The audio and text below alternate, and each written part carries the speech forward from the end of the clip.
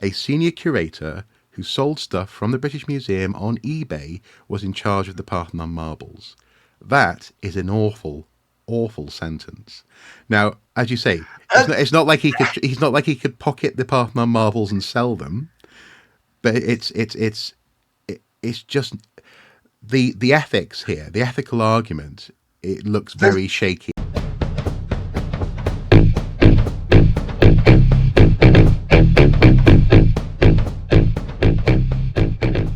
Hello and welcome back to Watching Brief for the week of the 18th of September 2023. I am joined as ever by my co-host, Mr. Andy Brockman, and together we are continuing with our ongoing Watching Brief, our self-imposed never-ending task of discussing the archaeological news of the week and bringing it here for your delectation and delight, and also to expand on our conversation in the comments below. How are you doing today, Andy? I'm okay. I'm good, thank you. It's decidedly autumnal now down here in southeast London, and I've been teaching this week, actually taking primary school classes out into the local into the local area to look at the history they can see in their landscape. Okay, yeah. And we've been sort of dodging the showers, actually, thankfully successfully, but. But no, it's been a good week so far. Hopefully, sowing the seeds of some future archaeologists. Yeah, it's been similar here. Actually, funnily enough, I did a day of school workshops earlier this week as well. Although, what I would say is, it does feel as though someone has flicked a switch in terms of the seasons. Like just over the course of a matter of days, it went from being almost unbearably summer-like to being downright torrential in terms of the rain. Absolutely. Well, I should just go and turn up my heat pump. Yeah, well, precisely. Yes. Maybe I might put on the big coat, possibly. I don't know. We'll see. Anyway, well, actually, that said, though, you must have some experience of the big coat vest dichotomy. Now having Macam in the family. Yeah, it's a weird thing that in this country, the further north you go and the closer you get to the Arctic Circle, the fewer clothes people seem to want to wear routinely. Yeah, yeah. It's a problem in Newcastle in the middle of winter. You'll see people not wanting to have coats and sensible trousers and etc. because or sensible shoes even because of the cost of cloakroom fees in the clubs. Yeah, it's an interesting one. Anyway, is that why they do it? Yeah. Oh, yeah. What? I'd never worked that out. No, that's why. And then you'll have people. I think they're called street pastors. They'll sort of go around wrapping people up like burritos in tin foil because they might succumb to some sort of frost or shock or something if they're not careful. Anyway, we're rambling about the weather again, and we need to stop doing this on Watching Brief. Anyway, we are now going to dive in to our deep dive on what has been happening at the British Museum. What on earth has been happening at the British Museum? Nothing controversial. Nothing controversial. Yes, to be fair, the British Museum's not been known for controversy until recently. Absolutely not. No. Absolutely not. It's impeccable record and of ethics and Sussex and Essex and sorry, go on. King's Lynn, yeah. Well, this all began on the 16th of August with the release of a press release by the British Museum, which led to stories, the first news story that gained my attention, saying British Museum worker sacked over missing treasures. And when I first saw this, if I'm honest, I imagined someone akin to maybe a shop worker, a cafe worker, someone who worked cleaning perhaps, or a caretaker, nicking a couple of objects from here and there. The story said that items including gold, jewellery and gems of semi-precious stones were among those missing from the museum, one of the UK's largest tourist attractions. The majority of the items were kept in a storeroom, the museum said. British Museum Director, at that point anyway, Fischer, said the museum would throw our efforts into the recovery of the objects. This is a highly unusual incident, he went on to say. I know I speak for all of our colleagues when I say that we take the safeguarding of all the items in our care extremely seriously. We have already tightened our security arrangements, and we are working alongside our outside experts, to complete a definitive account of what is missing, damaged, and stolen. Now, those three things, missing, damaged, and stolen, I seem to recall raised your eyebrow, because that's a very open-ended statement. Actually, that's not something that could easily be quantified. And this was, as far as the public was concerned, day one of the story. Is there anything that struck you in the press release from the British Museum? Well, again, let's look at the press release and deconstruct it, because I deal with the British Museum comms office quite regularly, talking about mostly actually talking about the Portable Antiquities Scheme, which is also run out of the BM.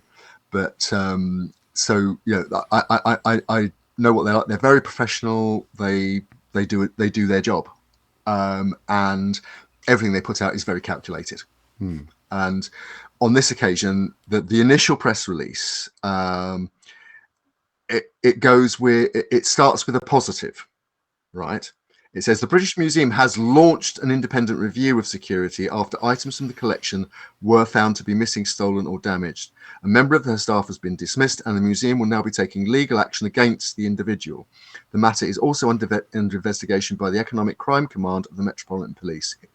That basically is, this has happened. We've discovered it's happened. We've acted proactively. We think we know who's responsible, and they're dealing with us and the police. Right? And then in the second paragraph, they go beyond that, and they say an independent review will be led by former trustee Sir Nigel Brockman and Lucy Dorsey, Chief Constable of British Transport Police. They will look into the matter and provide recommendations regarding future security arrangements at the museum. They will also kickstart and support a vigorous programme to recover the missing items. So again, we're going to be proactive. We're going to have a review of this because we recognise that all of you out there looking at the British Museum and thinking, wait a minute, how can this world-class museum lose stuff from an inside job? We need to know why. We need to restore trust as quickly as possible. To be fair, that's probably the kindest thing people around the world were saying about this. We'll come to that later. Yes, okay. We'll come to that later. Okay. And then the final paragraph again is really equally instructive. It says, the majority of the items in question were small pieces kept in a storeroom belonging to one of the museum's collections. They include gold jewellery and gems of semi-precious stones and glass dating from the 15th century BC to the 19th century AD. None has recently been on public display, and they were kept primarily for academic and research purposes. So that is at the same time, that is also downplaying the significance of what's happened. It's saying it's only one part of this vast collection. So it's one person and one part of this vast collection. It appears not to be systematic because the material that appears to have gone is potentially randomly distributed across thousands of years of history. It's not our gallery security is absolutely fine because it wasn't on public display. It's the back catalogue that's there for academics and researchers. The public needn't worry about this. You know, it's something that is only going to impact on academic researchers and probably not very much. Right.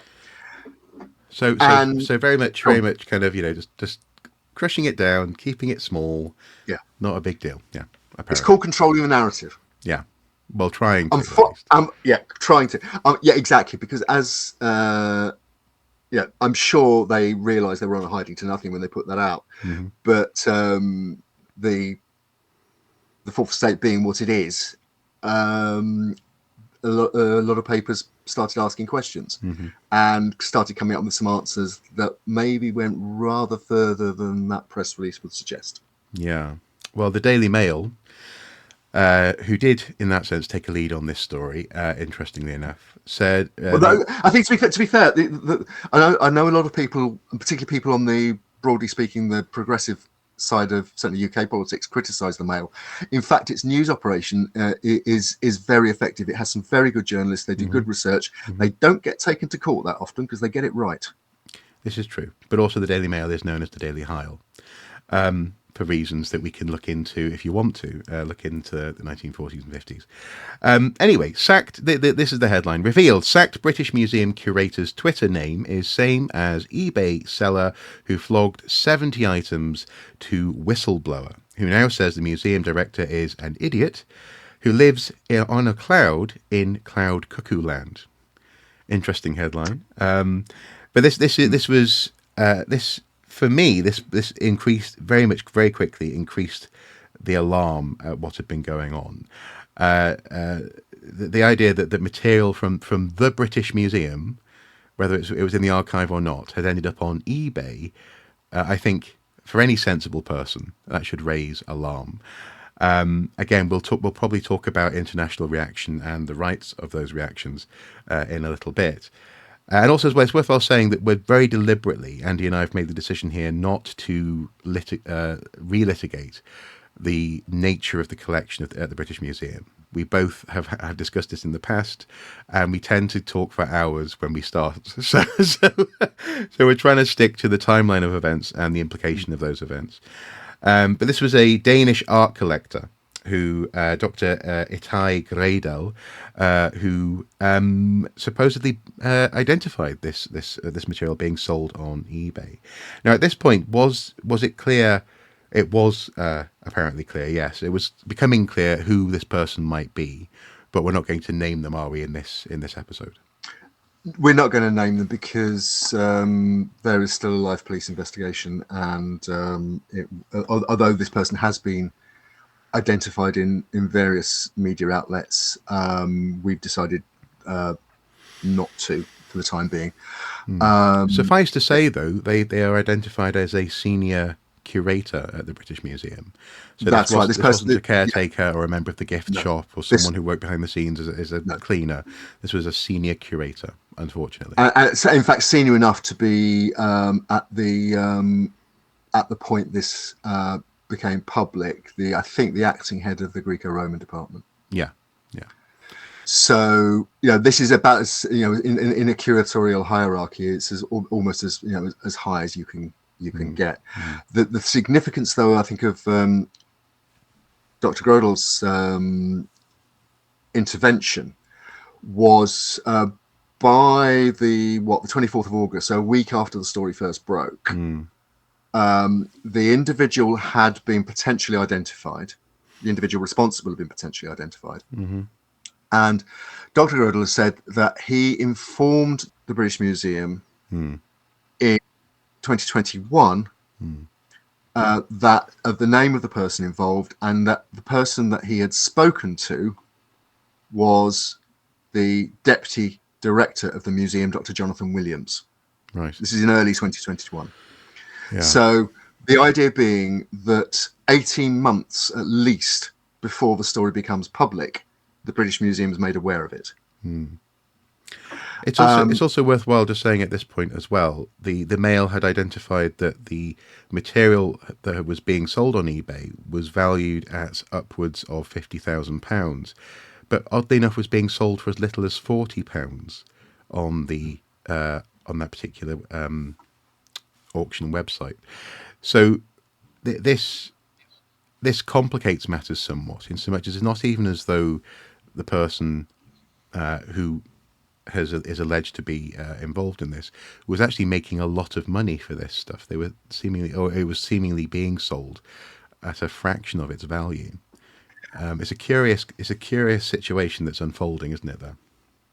That's right, and the Telegraph, in fact, not the Mail, had linked a Twitter handle and a PayPal account to the suspected perpetrator of the thefts. But in terms of going back to Dr. Grodel's intervention, having put out a very professional press release a week earlier to try and control the narrative, play down the potential harm to the museum and the museum's reputation, this particular event becoming public blew the whole thing up. Because Dr. Grodel made his allegations. The then director, Dr. Fischer, Dr. Hedwig Fischer, who we spoke about earlier, basically insulted Grodel and said he was basically telling a pack of porkies. And that the museum had behaved impeccably throughout, and whatever. Dr. Fischer, who had already said that he was leaving the post next year, and it has never been made clear whether he was ending his contract and resigning was to do with the fact that this had happened, and they knew this was coming down the track, and they knew they'd need new leadership. But anyway, cut to the chase. After a few days toing and froing, Fischer resigned with immediate effect, as did the deputy director of the museum, Jonathan Williams, Dr. Williams. Yeah, that resignation. Basically, that resignation was announced on the Friday the 25th. So about a week or a little over a week after the story came out, and it's as you say, it is curious timing, but it's also unfortunate. Again, as an observer, that the museum's management's first instinct, even if it was in the most pure-hearted intentions of protecting the institution, its first instinct was to minimise and, in this case, to lie, if not to downright accuse someone of lying. That's unfortunate, and presumably that's one of the reasons why his resignation was moved forward by 18 months or so.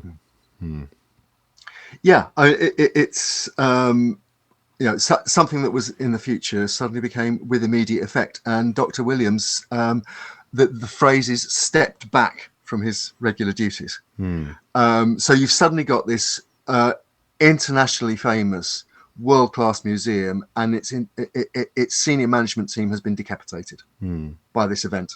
And by the way, those individuals and the organisation had handled this event. So it's probably one of the worst museums. It's become, by this point, probably certainly one of the most high-profile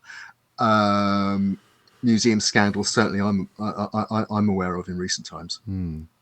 So that was Friday, and then over the weekend we saw Mr. George Osborne, formerly Chancellor of the Exchequer for a previous Conservative coalition government, who is now the chairman of the British Museum. That is not the same as the position that Hedwig Fischer occupied.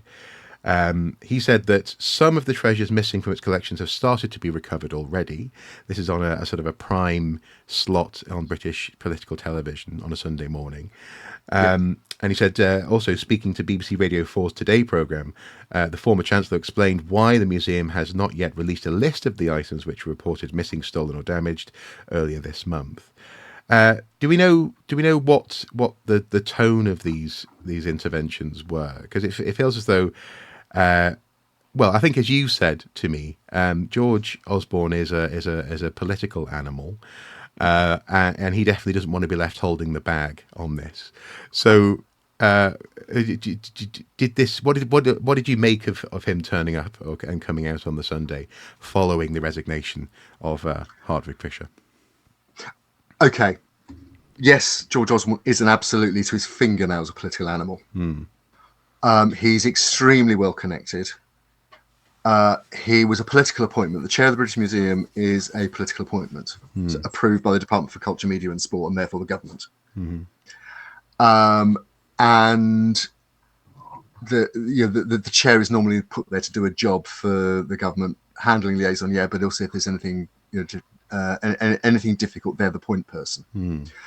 Up until now, his tenure has been most notable for the inching towards a possible solution with Athens over the location, the future location of the Parthenon marbles, where Osborne appears to be moving towards some kind of rapprochement and arrangement whereby the marbles are returned to Athens with some sort of fudge over the British Museum Act, which prevents them being permanently given to anybody else.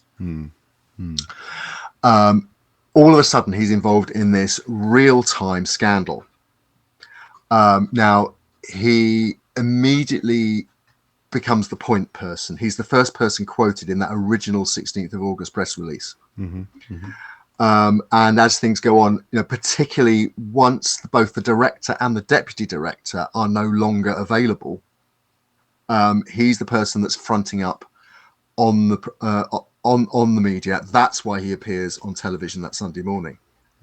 It's a high profile piece of attempted news management to try and regain control, regain trust, and he's the only person left to do it. That the museum's got left to do it. And in the meantime, Fischer has been again, you can imagine this resignation statement being drafted. Fischer has resigned in a way that is should leave Osborne and the governors, if not in the clear, at least without the immediate heat on them. Because Fischer says in his statement, it is evident that the British Museum did not respond as comprehensively as it should have in response to the warnings of 2021 and to the problem that has now fully emerged. The responsibility for that failure must ultimately rest with the director. It was the old British Army bottle of whiskey and a revolver. Yeah. He didn't have much choice. No. And that's designed to clear the decks. And in fact, very quickly thereafter. Well, actually, so Osborne, before we get onto the people who came in, can we just briefly also mention at the same time that weekend, people were coming forward. For example, a former curator was suggesting that actually the British Museum had, quote, incredibly poor, not as they said, incredibly poor security standards. That they weren't surprised had led to thefts. The now ex-curator in a different department has claimed that scores of other conservators, specialists and researchers may go into any storeroom in the same week or even on the same day with no oversight of cataloguing, leaving invaluable items at risk. The British Museum, this is a quote, really does need to review its security policy, the former member of staff who did not wish to be named told The Independent. So people were coming forward criticising the BM. There was also a story, I think, from many years ago where I think a journalist, didn't they? They claimed that they'd gone into a storeroom. Sunday Times journalist, gone into a storeroom and removed a foot from the museum and then took it back again. I should add, this is a disarticulated foot from a Greek statue. It wasn't somebody's foot, and it wasn't an actual human foot. But yeah, it was literally sort of sneak it out in a carrier bag job. It was done deliberately by the newspaper investigating museum security. Yeah. So all of this stuff was sort of coming to the fore, floating around, and it sounds as though. Hopefully the British Museum was starting to identify that they should have been making some serious changes. And with that in mind, initially a new deputy director was announced, weren't they? Well, this all happened very quickly. This happened I think the Thursday and then the Saturday following Osborne's appearance on television. First of all, on the 31st of August. They announced that they've made an internal appointment for deputy director, and that's the museum's then director of scientific research, who's actually an archaeologist, Carl Heron. And the statement that went with that said, "Carl is a highly respected authority within the museum, so I'm sure you will all wish him well in the position." George Osborne circulated an email to staff assuring everybody that the search for an interim director was well underway. Now, I think he probably knew more than he was telling in that letter. But certainly, Heron, who is a highly respected bioarchaeologist, expert in dating. He was a British Museum insider, but only relatively recently, 2016. Previously, he was an academic at the University of Bradford, which obviously has a high reputation for the archaeological sciences. So that is the steady the ship appointment to reassure the staff. Yeah, so that's someone grabbing the wheel. You know, That's right. Yeah, yeah, yeah, yeah. yeah, yeah. This former politician and one-time newspaper editor and various other jobs isn't the person in charge and fronting up for us anymore. We've got a professional back, and in fact, just a few days later, on the 2nd of September, they announced what I think Osborne probably already knew by the time they appointed Heron. They appointed an interim director, a man called Marc Jones. Yeah. And now, again, Marc Jones has a glowing CV as a museum professional. He directed both. He directed both the V&A. He trained at the Courtauld Institute of Art.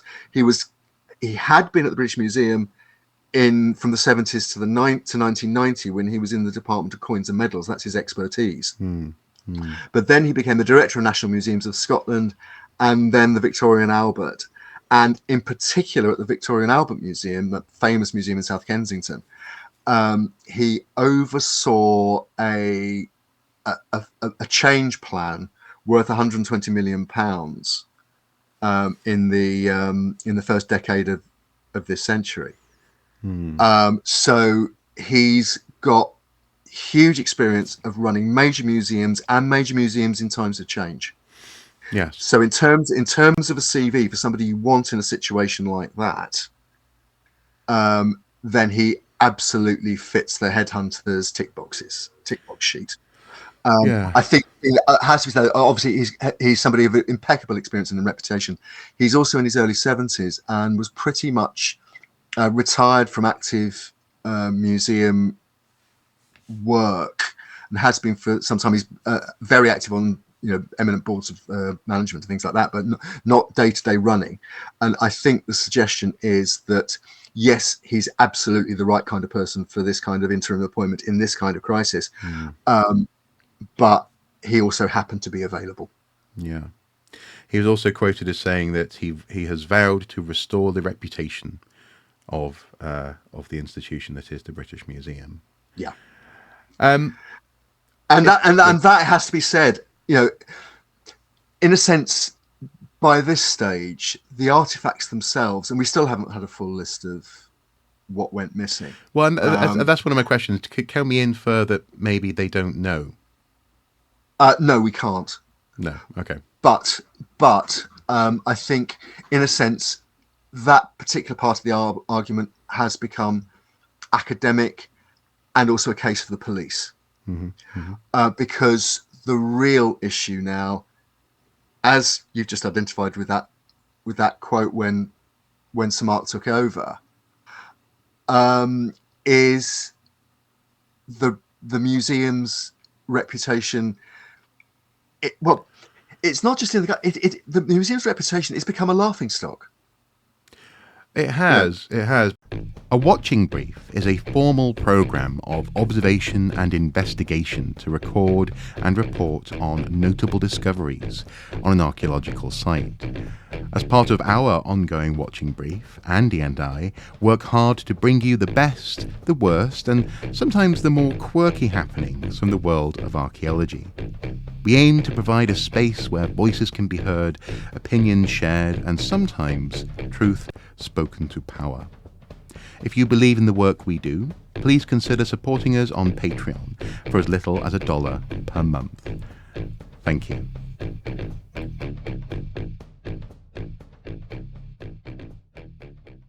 This is where I think our conversation may briefly get a little spicy. I think it's also to do with not just its reputation, but also its raison d'être. Why does it exist, and to what extent can it continue to exist in its current form? Has been raised by this problem. Because very, very briefly, the British Museum for years now, if not decades, if not hundreds of years, has been telling the world it's a safe place to store much of the world's treasures. Not that long ago, Rishi Sunak, our Prime Minister, was quoted as saying that this is where the world stores, I think he used the word assets, where the world keeps its assets and we show their assets back to the world. It wasn't quite. It wasn't quite Yeah, assets, but it was stuff. It no. was things. I mean, that's not a direct quote, but it was basically he was saying that the BM is a place where the world can come and see material that's been recovered from around the world. And that's partly a political stance. The British government likes the British Museum for that reason. It is a source of soft, if not slightly hard, power around the world. I'd just like to read that Rishi Sunak quote in full. Actually, this is quote, and he was commenting on the recent speculation that George Osborne was moving towards a settlement with the government of Greece and the Parthenon Museum in Athens about the Parthenon marbles. Sunak said, "We share their treasures with the world, and the world comes to the UK to see them. The collection of the British Museum is protected by law, and we have no plans to change it." Now, that second sentence about the collection of the British Museum being protected by law, as I've said many times when we've discussed these issues, is absolutely true. The British Museum Act prevents the Board of Governors divesting itself of parts of the collection. The collection is protected. Although, can I just very, very quickly say, but of course, if I was safe from Greece, I would say, of course, the British Museum Act does that because the government wants to keep hold of stuff in the British Museum. I'll leave that there. But it's a slightly circular argument, isn't it? Well, no, it's not a circular argument. It's an argument of fact. The law, the British, UK law, English law, as regards to the British Museum, is a fact that anybody who engages in this argument has to deal with. Yes. I'm not saying it's a good thing. No. I'm not saying that everything should remain in perpetuity because of this Act of Parliament passed in the early 1960s. Yeah. But it is a fact, and it has to be part of the discussion. Yeah. Whatever you think of it. Yeah. The political part of it is where Sunak says we have no plans to change it. That again acknowledges that this is a political, that the status of the collection is a political issue. You talked about soft power just now. He talks about the world comes to the UK to see them. It's millions of visitors a year visit Bloomsbury and visit that collection. You go there on a weekday in the tourist season, and many of the galleries are rammed, and that's in many respects that's a wonderful thing to see.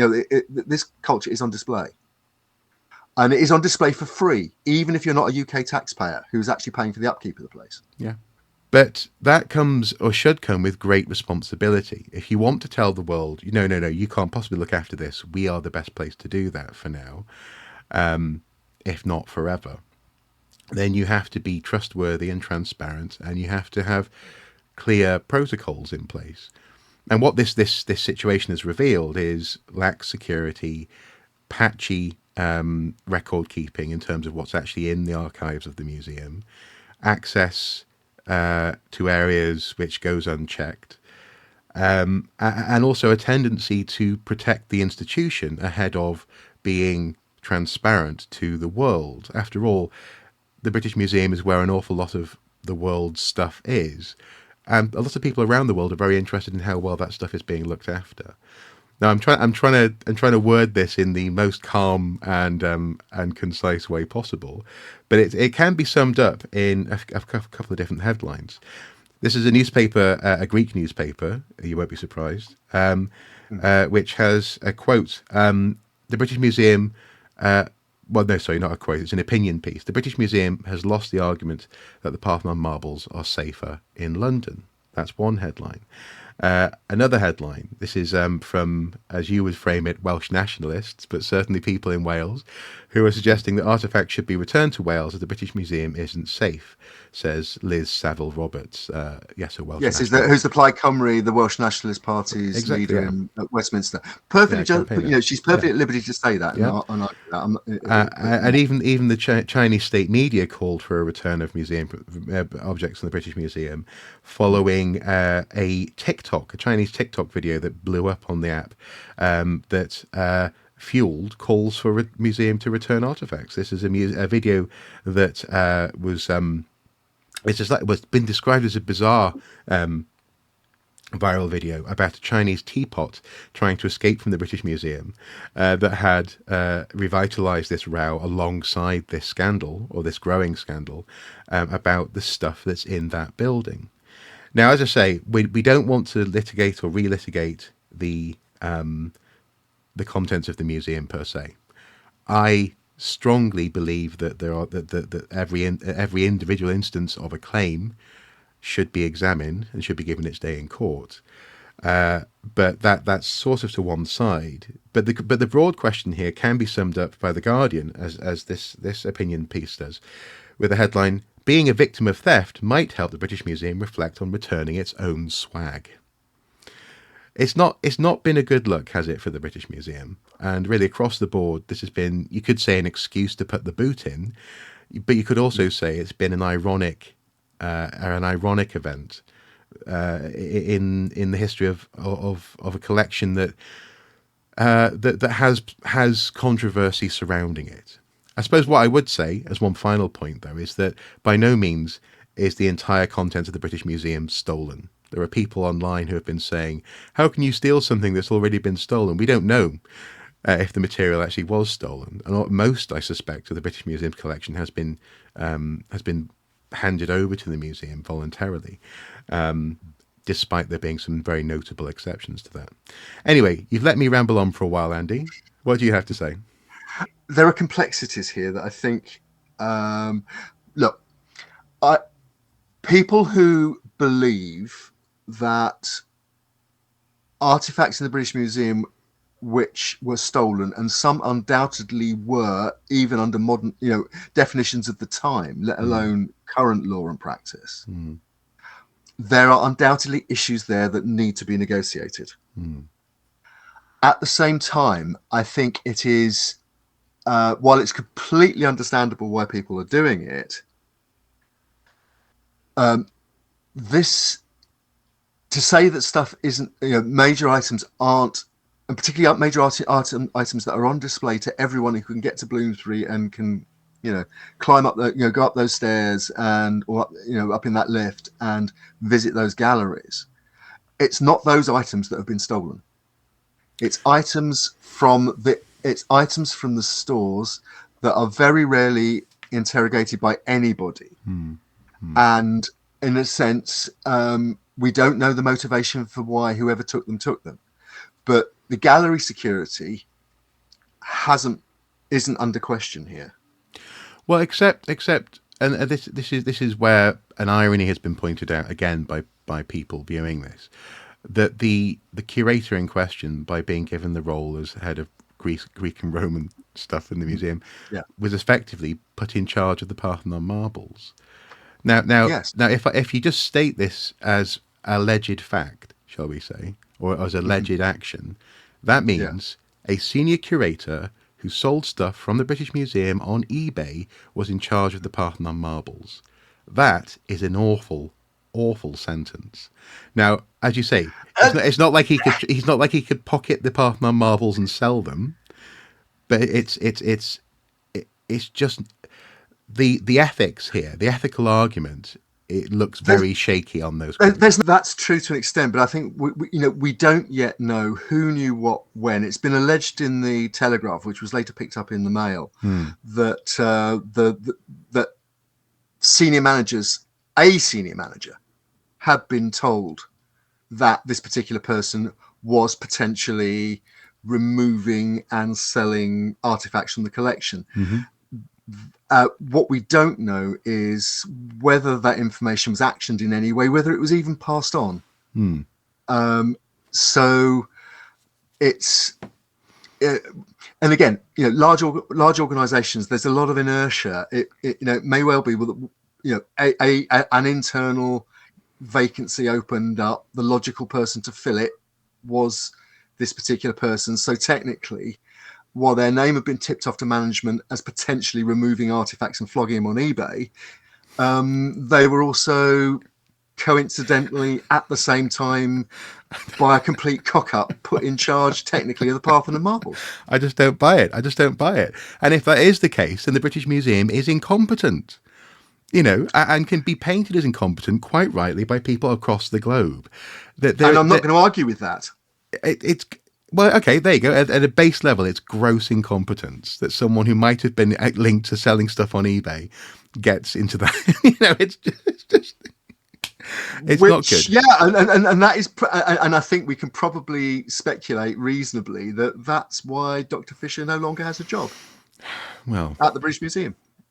Well, yeah, but then again, we are in fact fishing in the dark until more information comes forward.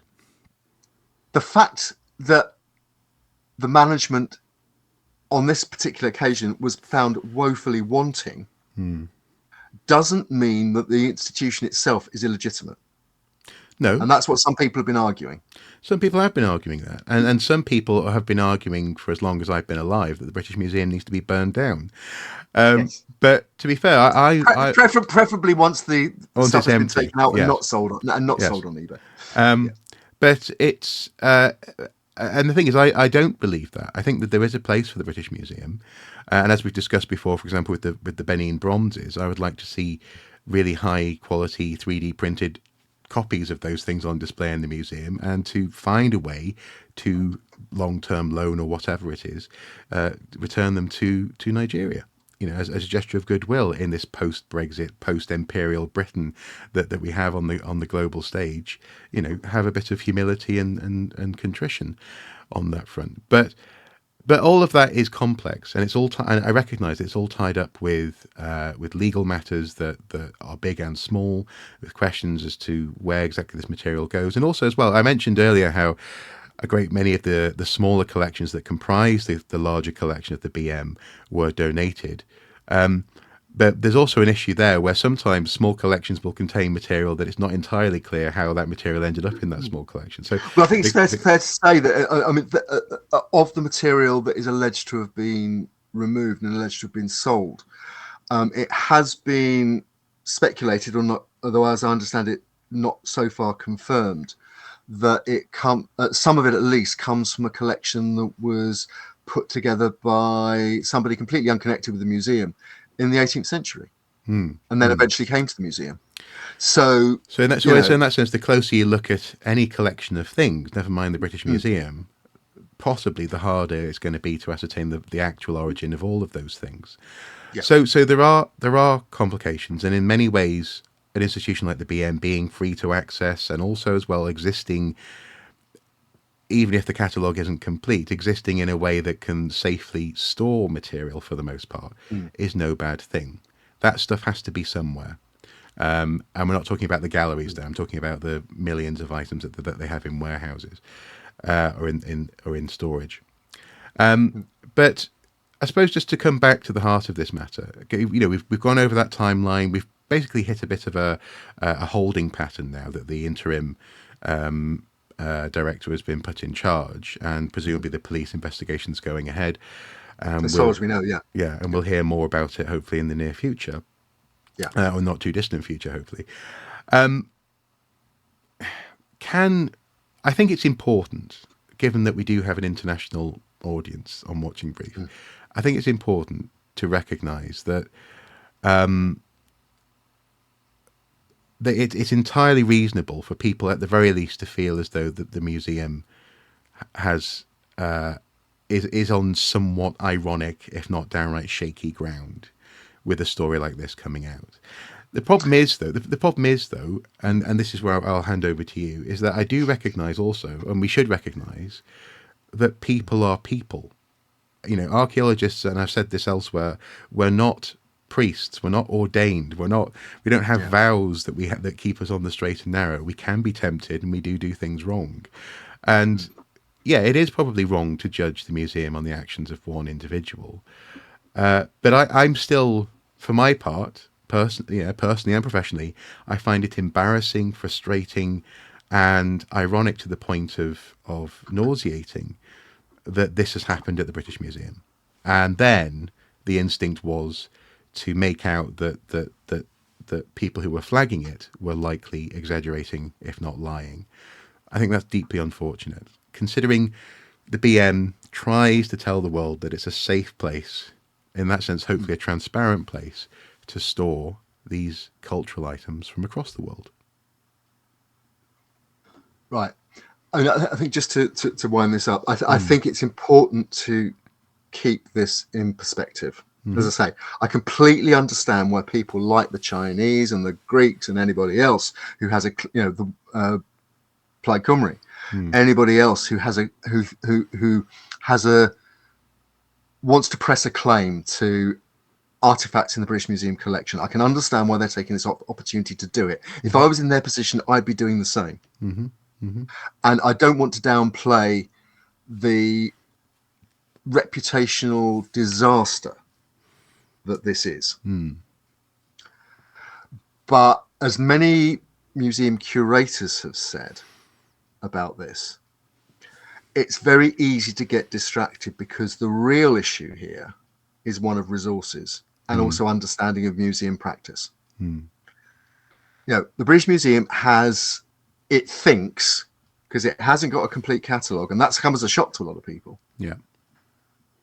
Has several million items in its archive, and it is virtually impossible now, after 250, approaching 300 years, for that museum to fully catalogue its collection and know the provenance of every single item. Even just now, bringing it down to UK politics, and we mentioned George Osborne's connection with UK politics. Connection with UK politics. Now, look, for me, it's hugely ironic that the British Museum is in this position over the where the person who, however briefly, was responsible for the security of the Parthenon marbles and policy over the Parthenon marbles is alleged to have removed other artifacts that are contemporaneous, possibly, with the Parthenon marbles from the archive without permission, and possibly even sold them. Supremely ironic. But there's another very rich irony in this, which is that, along with pretty much every other cultural institution in the UK, the British Museum funding has fallen substantially since 2010, when the current Conservative government was first elected under David Cameron. And the person who was the architect of what was called austerity, which led to, for example, Historic England losing something like 35% of its central government funding almost overnight. The person who was the architect of that was one Chancellor of the Exchequer, George Osborne. And if it is found that one of the reasons this was that enabled this to happen was out-of-date security and lack of staff to supervise, I think it's supremely ironic that the person with the giant pooper scooper is the person that was responsible for the huge pile in the first place. Now, of course, speaking of pooper scoopers, we should acknowledge that, first of all, the unnamed in our broadcasts curator and his family have denied any wrongdoing at this juncture. Again, it's a police investigation, and what comes out of that will come out of that, and we'll report on it when we can. But also, as well, Osborne being the man who laid the ground for the poop and now being in charge of picking up the poop is not the only issue here. Everyone who's been linked with investigating this issue are British Museum insiders or former board members. Is this a case of the British Museum wanting to mark its own homework? And to what extent should we, or more to the point, the world, be satisfied with that? That's a really good point. And in fact, it's something I should have picked up earlier when we talked about that original British Museum press release, because by having a former board member at least co-leading the inquiry, I mean, I think we have to accept that the head of British Transport Police is a person of integrity and experience in investigations. Well, I should ask about that. This is something I should have asked earlier. Why the transport police? Again, we don't know. Right. There are, So any number in of that sense, it could be individuals. pertinent, but it also could just be like having a neutral referee in an international football match. Yeah, Yeah. yeah, yeah. We may well see in due course that there are good reasons for that. I mean, often on these kinds of inquiries, you do have some kind of police expertise, shall we say, whether it's current or in the recent past.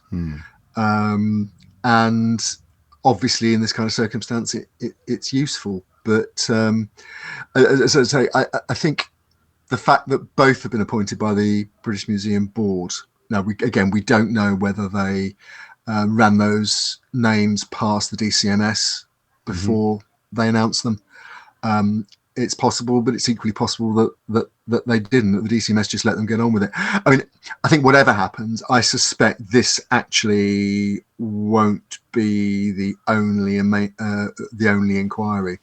The other issue they're going to have is with the police investigation going ahead, if it results in charges and a formal court process, then that is probably going to block certainly the publication of any results of any inquiry till after court proceedings have been completed. Yeah, yeah. And not for the first time. I can't help but think that the wheels of justice can sometimes be very frustrating to observe, can't they? Because people want answers, but those answers have to come out in the right way, and they have to be the correct answers as well, don't they? And that's the correct answers, as in, morally and intellectually correct, not the correct according to one particular party. One person's correct answer about the British Museum and the Parthenon marbles is not going to be someone else's answer. I'm not. But we're not litigating the collection. I was talking about in this case a criminal investigation. Sure. What the outcome of that investigation has to be weighed and measured impartially, and that takes time. That's right. Yeah, it has to. First of all, it has to reach court. It has to go through a court process, and then potentially it has to go through an appeal process as well. So, and given that the British court system is currently suffering from significant backlogs, even in major cases like rape and murder, basically don't hold your breath. We're not going to see a rapid solution to this. Yeah, that's a very good point. Yeah. Will we return to this as and when we know more, do you think? And also, I suppose the reason why I'm asking that is, to what extent is there value and worth in discussing whatever happens next to the person who is alleged to be involved in these actions? Is it a case of we'll discuss this when this person has or hasn't been prosecuted, perhaps, and go from there? Because in that sense, I'm not sure that there's any value in drawing it out like a gossip column in that sense, because we do need to deal with facts, and also with, for example, when they eventually have a full list, hopefully that comes out of the horse's mouth, if the horse is in fact involved.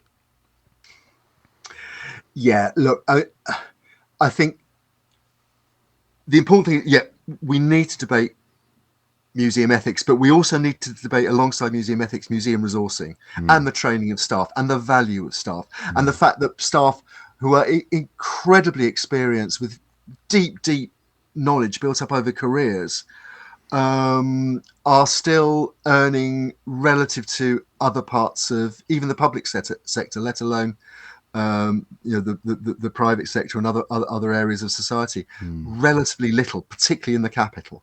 And